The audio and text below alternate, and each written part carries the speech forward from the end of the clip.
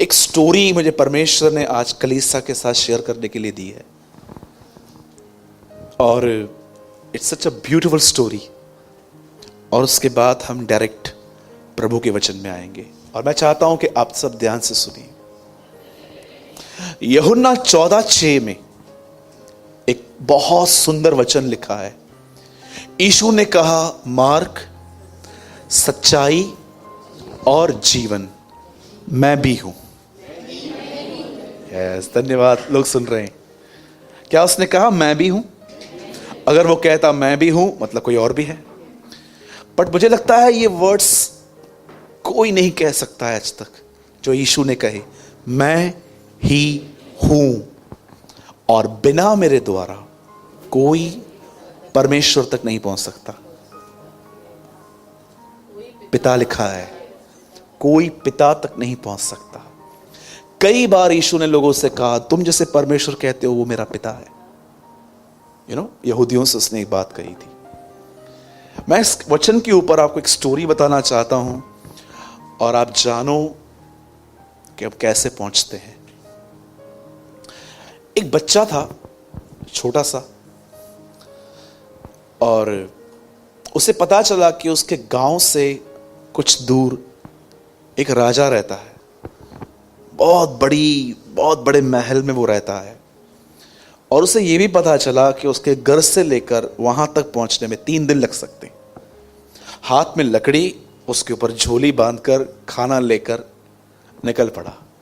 1.5 दिन चलता रहा, बहुत थक गया। तब उसे एक बात का करेज थी कि चलो आधा रास्ता तो मैं पहुंच ही गया हूं, आधा और चले जाते हैं। और जिस दिन वो वहां पर गया, राजा के दरबार के बाहर एक दरबान खड़े थे, दरवाजा खोलने वाले खड़े थे।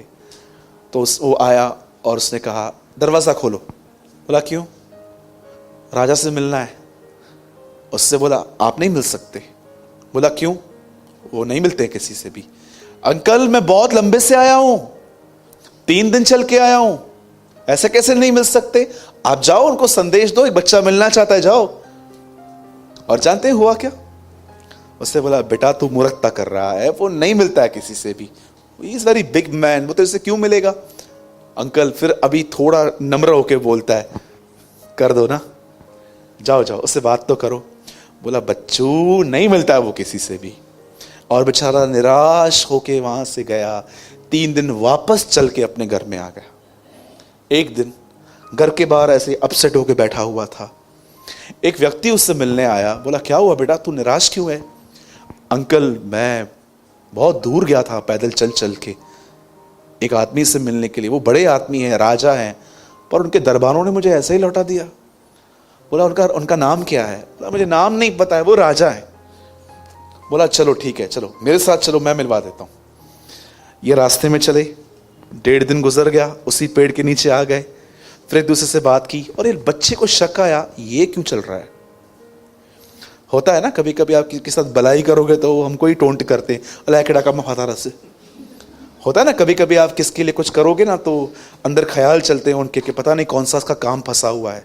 मैं जानता हूं बहुत लोग बुरे होते हैं, पर सब नहीं होते हैं। प्लीज सबको मत जोड़ो। और जानते हैं, इसको शक हुआ तो उसने अंकल को बोला, अंकल एक बात तो बताओ, आप क्यों मेरी हेल्प कर रहे हो?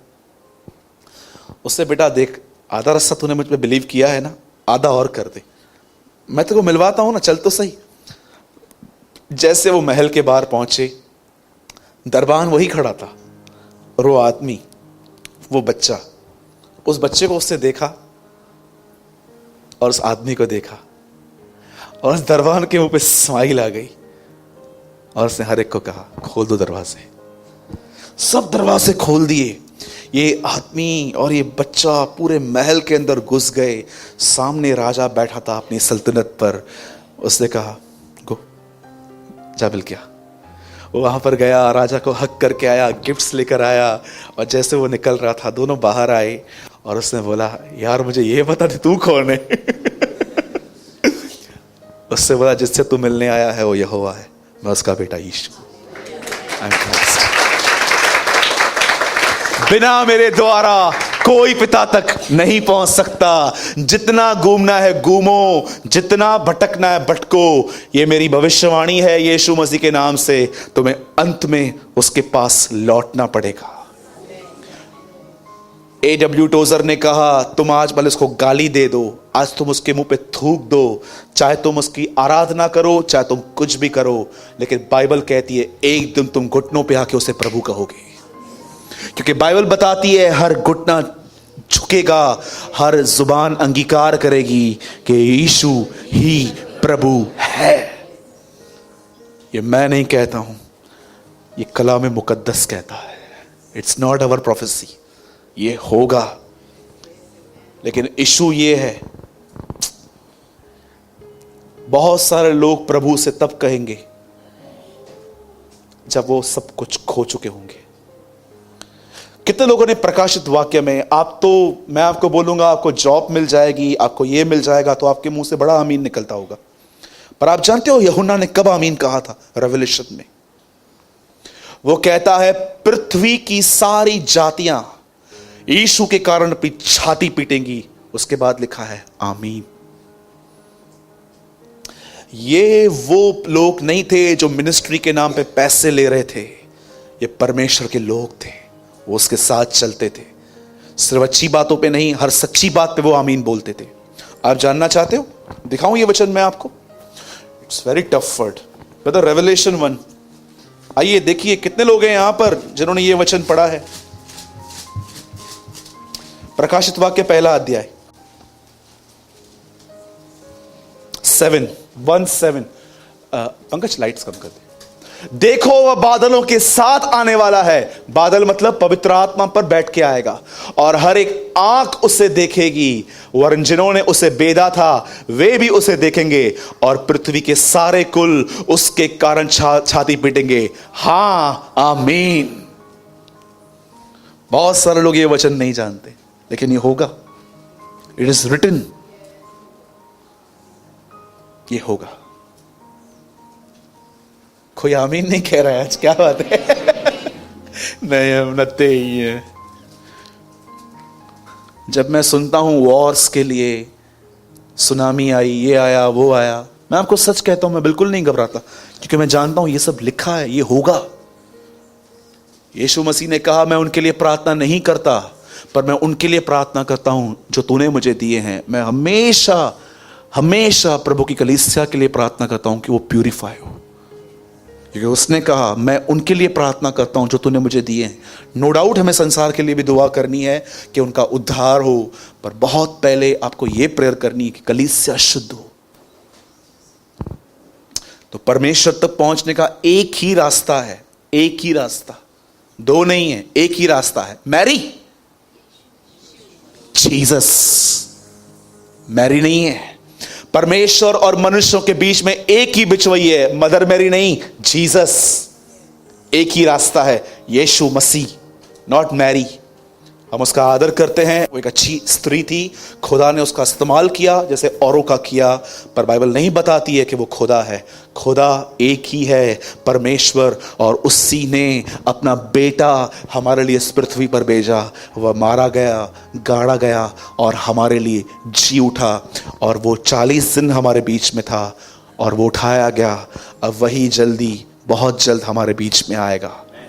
और याद रखिएगा, पहली बार आपने उसके ऊपर पाप देखे थे, अब आप उसके ऊपर महिमा देखोगे, क्योंकि लिखा गया है जब पहले उसने उस मॉकरी एक उसे शर्म का उसने एक ताज पहना था, पर अब वो आदर और महिमा का मुकुट पहने हुए है।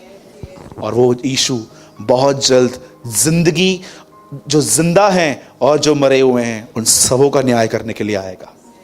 मैं आपके लिए एक न्यूज़ लेकर आया हूं, बहुत जल्दी आप उसके सामने खड़े होंगे और अपने हर काम का आपको लेखा देना पड़ेगा।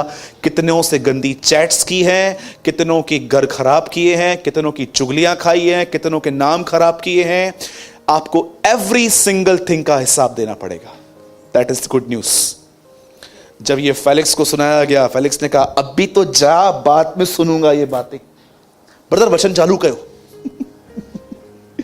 बहुत हो गया ना इन दिनों में, आजकल कौन से डेज आए हैं चॉकलेट डे, पंकु तू कॉलेज होकर आया है ना, चॉकलेट डे, और कौन सा रोज डे, बुधाया तो हो रही है so, chocolate day, rose day, friendship day, teddy day, मुक्का डे, लात डे, ये डे वो डे, ऐसा है ना। सारे दिनों को मनाने वालों एक और डे आ रहा है, जजमेंट डे। और जितना भी इन दिनों में किया है ना इन डेज पे, वो सारे डेज का हिसाब उस डे पे देना है। मां को कभी फूल दिया नहीं था और बाहर बहुत फूल बांटते रहते हैं। मां मर रही है बेचारी, खांस रही है, रो रही है, मदर डे पे जाएंगे और बोलेंगे ममा डीपी रखना है। 2 मिनट रुकना। ये आज की जनरेशन है, ऐसे ना करें। माँ बाप एक बहुत बड़ी गिफ्ट है। इस संसार के सबसे महान सेवक वो हैं जो दिन रात आपकी सेवा करते हैं विदाउट एनी पे। उनकी हमेशा इज्जत कीजिए, हमेशा उनसे प्यार कीजिए, क्योंकि एक समय आएगा जब वो चले जाएंगे, उसके बाद कहता हूं आप कुछ नहीं कर पाओगे। मैं बहुत लोगों को जानता हूं जो आज भी मिस करते हैं अपने पेरेंट्स को, कि काश इन दिनों में हमारे माँ बाप हमारे साथ होते, लेकिन खुदा ने आपको दिए हैं। कभी अपने पेरेंट्स को रूडली आंसर मत देना, कभी उनको ये मत कहना कि तुझे अकल कम है। नो, भले ही अगर आप बहन हो तो अपनी सास को भी कभी रूडली आंसर मत देना, कभी मत करना ये काम। एक दिन आएगा जब वो चले जाएंगे, उस दिन आपके अंदर करेज होनी चाहिए कि मैंने कभी इनके साथ बुराई नहीं की थी। और पर बहुत सारे लोग अलग हैं, उनको दुख मिलेगा अंत में जिन्होंने बुरा किया है। ठीक है, अगर आपके पेरेंट्स आपको प्यार नहीं करते हैं ना, इट्स ओके। अगर आप उनके साथ गैप रखना चाहते हो, ओके, बट कभी उनसे लड़ना मत, जाने दो। कुछ चीजें सिर्फ खुदा ही ठीक करता है, आप और मैं नहीं। ओके, बोलो यीशु मसीह की